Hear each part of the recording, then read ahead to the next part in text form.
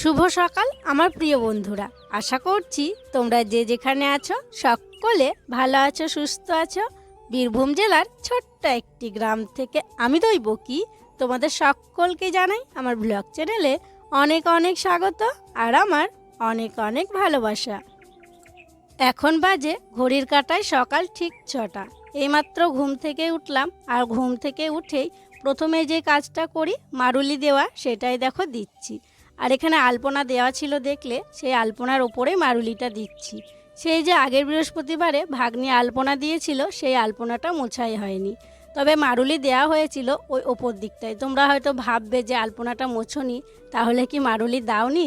তো কি বলো তো, কোনো আলপনার ফুল যদি দেখতে ভালো লাগে না, তো সেটাকে অনেক কদিন রেখে দেওয়া হয় আর তার সাইডে বা উপর দিকে আবার নতুন করে মারুলি দেওয়া হয়। তো যাই হোক, সব জায়গায় মারুলি দিয়ে দিয়েছি। তারপরে দেখো উঠোনগুলো ঝাড় দিতে শুরু করলাম। আর হ্যাঁ বন্ধুরা, তোমরা প্রায়শই কমেন্ট করে বলো যে দৈবকী তুমি কিভাবে রান্নাবান্না করো, একটু আমাদের সাথে শেয়ার করবে। তো রান্নাবান্না শেয়ার করা হয়, তবে অতটাও করা হয় না। তো কি বলো তো, শহরের রান্না আর আমাদের এই গ্রামের সাধারণ রান্না কিন্তু অনেকটাই আলাদা। আর যারা শহরে থাকে তারাই কিন্তু আমাদের এই গ্রাম বাংলা রান্নাবান্না দেখতে চায়। তো যাই হোক, আজকে আমি যা রান্না করব সেটা তোমাদের সাথে শেয়ার করার চেষ্টা করব। তো উঠোন ঝাড় দেওয়া ওই দিকটা হলো, আর এদিকটায় দেখো মাঝখানে তো ধান রয়েছে। এই ধানগুলো আবার পরে নিয়ে আসা হয়েছিল। আজকে এই ধানগুলো যেগুলো উঠোনে আছে সেগুলো তলার উপরে তুলে দেওয়া হবে। আর ওই যে দেখলে বস্তায় ছিল, ওই ধানগুলো সিদ্ধ করতে হবে জানো তো। তবে অতগুলো সিদ্ধ করব না, ওখান থেকেও কিছুটা আর কি তলায় তুলে দেবে আর কিছুটা রেখে দেওয়া হবে সিদ্ধ করার জন্য। সিদ্ধ করতাম এখনই জানো তো, তবে এখন তো রোদের অবস্থা তোমরা দেখছোই, ভালো রোদ হচ্ছে না, কুয়াশা হচ্ছে। তো সেই দুপুর 12টায় রোদ হচ্ছে, তো সেই জন্য এখন আর দিচ্ছি না। তো যাই হোক, ওইদিকে উঠোনটা ঝাড় দেওয়া হয়ে গেল। তারপরে দেখো গলিগুলো ঝাড় দিয়ে নিচ্ছি। আর আজকে কুয়াশা আছে, তবে কালকের মতো অতটা নয়। কালকে তো প্রচণ্ড কুয়াশা ছিল, আজকে আছে একটু হালকা কুয়াশা।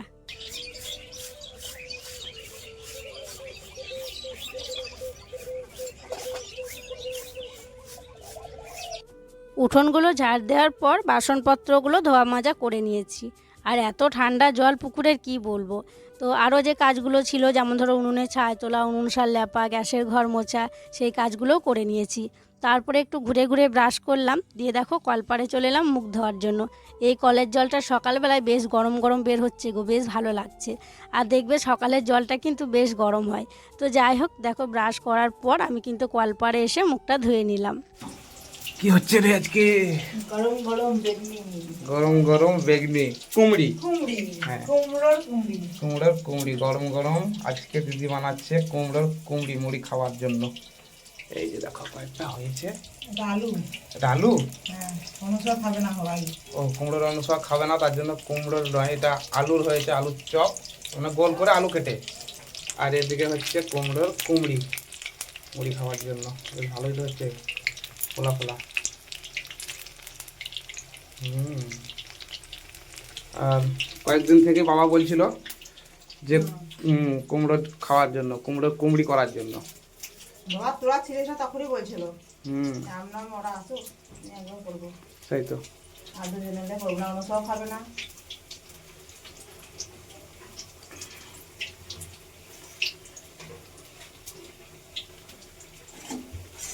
আলু গাছের দেখতে ভালো লাগছে। হুম আমার ধনিয়া পাতা করছে। একবারও মুচমুচে হয়েছে যে। তোমরা তো দেখেছিলে আজকে মুড়ি খাবার করেছিল দিদি। ওই যে গাছের কুমড়ো একটা পাড়া হয়েছিল, ওই কুমড়ো দিয়ে কুমড়োর বেগুনি করা হয়েছে, বেগুনের বেগুনি, আবার আলু দিয়ে বেসন দিয়েও করা হয়েছে। তো 3 রকমের ভাজা করা হয়েছে মুড়ি খাবার জন্য। তো সবাই তো মুড়ি খেয়ে নিয়েছে, তো ভাবলাম আমিও মুড়িটা খেয়ে নিই। স্নান টান করে নিয়েছি, আর এখন দেখো আমি মুড়ি খেয়ে নিচ্ছি। আর আজকে পুজোটা দিদি করবে। দিদি বললো তুই রান্নাবান্না করবি, আমি পুজোটা করে দেবো। তা দেখো উঠোনে রোদের মধ্যে বসে মুড়ি খেয়ে নিচ্ছি। আর আজকে সকাল সকাল রোদটাও এসছে, কালকে এত দেরি করে রোদ এসছিল। তো যাই হোক, মুড়ি খাবো, তারপরে হচ্ছে সবজিপাতি কাটবো, কেটে তখন উনুন ধরিয়ে দেবো। রোদে বসলাম, রোদটা ভালো লাগবে করে বসার পর আবার দেখছি রোদের এত তাপ লাগছে, রোদের দিকে মুখ করে তাকানোই যাচ্ছে না। পরে আবার ভাবলাম যে ওই মুখ করে বসলে ভালো হতো, পিঠে রোদটা লাগতো, অতটা মুখে রোদটা লাগতো না।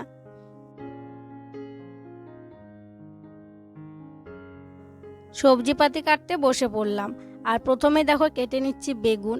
আর সবজির ঝুড়ি নিয়ে আসার পর যদি সবজিতে বেগুন থাকে মনে হয় যেন বেগুনটাই আগে কাটি, বেগুনটা কাটতে বেশ ভালো লাগে। আর এই যে দেখো আমার সবজির ঝুড়িতে কি কি আছে। ফুলকপি আছে অর্ধেকটা কালকে রান্না করা হয়েছিল, বেগুন আছে, শিম আছে, মূলো আছে। তো এই সমস্ত সবজি দিয়ে আজকে বানাবো চচ্চড়ি। আমরা গ্রাম বাংলায় কিভাবে চচ্চড়ি বানাই সেটাই তোমাদের সাথে শেয়ার করব।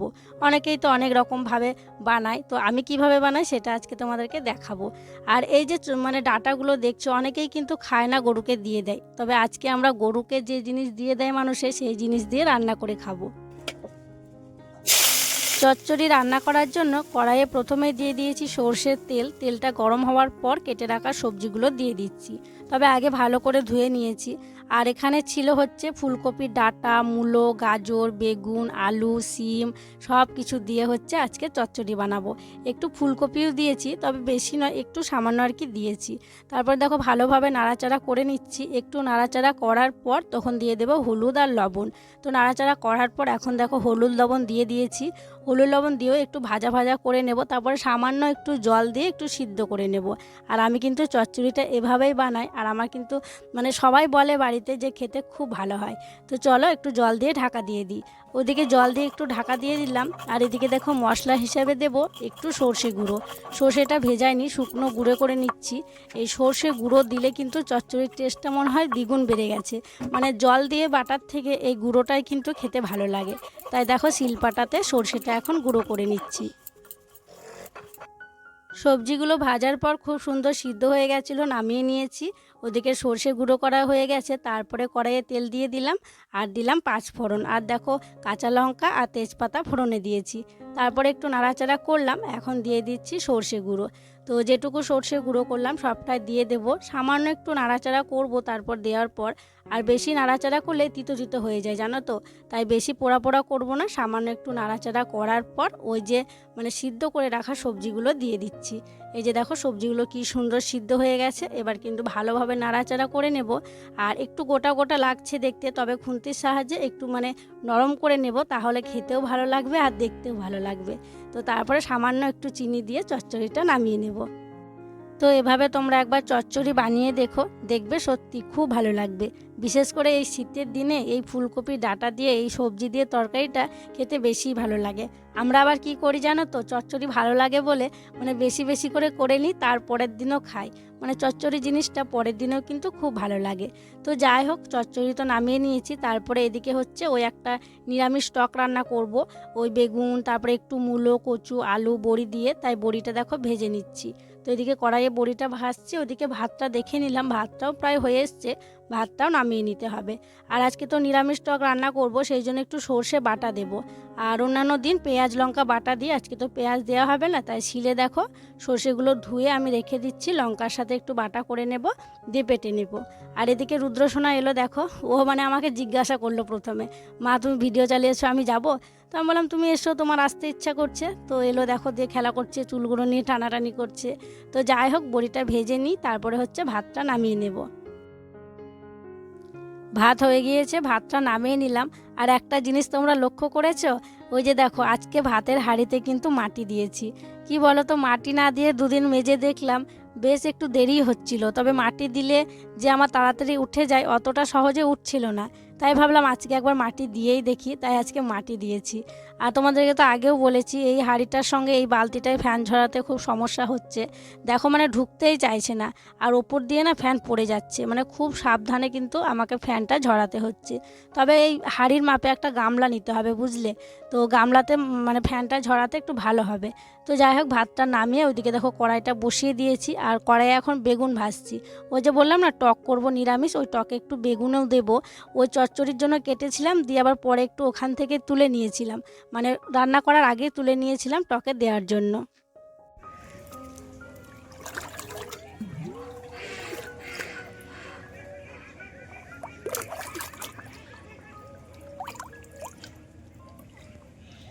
তোমরা তো দেখলে যে জল থেকে হাঁড়ি কড়াই তুললাম। হাঁড়ি কড়াইয়ে কিন্তু বেশি মাটি লেগেই ছিল না। কি জানো তো, আমি যখন আর কি হাঁড়ি কড়াইটা ভেজাতে এসেছিলাম তখন খুন্তি করে মাটিটা একটু চেঁচে দিয়েছিলাম। মানে খুন্তি দিয়ে চাচলে কিন্তু অনেকটাই মাটি উঠে যায় মাটি লেপা থাকলে। তবে শুধু যদি এমনি কালি হয়, মাটি দেওয়া না থাকে, তাহলে কিন্তু কালিটা উঠতে চায় না। তো এবার দেখো হালকা করে মেজে নিলেই কিন্তু পুরো একদম ঝকঝকে চকচকে হয়ে যাবে। আর আজকে খুন্তিটা আমি আগেই মেজে নিয়ে চলে গেছি, কারণ আমি রান্নাবান্না বসিয়ে খুব সমস্যায় পড়েছিলাম জানো তো, খুন্তি খুঁজে পাচ্ছিলাম না। তো রান্নাবান্না রেসিপি শেয়ার করতে গিয়ে তোমাদেরকে খুন্তির মানে ঘটনাটা বলাই হলো না। কিছুতেই আমি রান্না বসিয়ে খুন্তি খুঁজে পাচ্ছি না, কত খুঁজলাম, পেলাম না। প্রথমে তো মানে হাতা দিয়ে রান্না করছিলাম, তারপরে আবার কাকিমাদের বাড়িতে গেলাম, কাকিমাদের বাড়ি থেকে খুন্তি নিয়ে এসে রান্না করলাম। দুটো খুন্তি আমাদের। একটা সেদিন বড় দিদির কাছে জলে পড়ে গেছে, সেটা তোলা হয়নি, খুঁজেছি পাইনি। আবার ছোটোটাকে খুঁজে পাচ্ছি না। পরে আবার খুঁজে পাওয়া গেছিলো, ওই আমাদের খাটের মধ্যে আর কি ছিল, রুদ্র খেলা করতে করতে নিয়ে গেছিলো। তো যাই হোক, এদিকে দেখো হাঁড়িটা মেজে নিয়েছি, আর মাটি দেওয়াতে খুব তাড়াতাড়ি কিন্তু হাঁড়িটা মাজা হয়ে গেল। আর এবার কিন্তু কড়াইটাকেও মেজে নিলাম, আর কড়াইটাও মাটি দেওয়া ছিল, খুব তাড়াতাড়ি পরিষ্কার হয়ে গেল।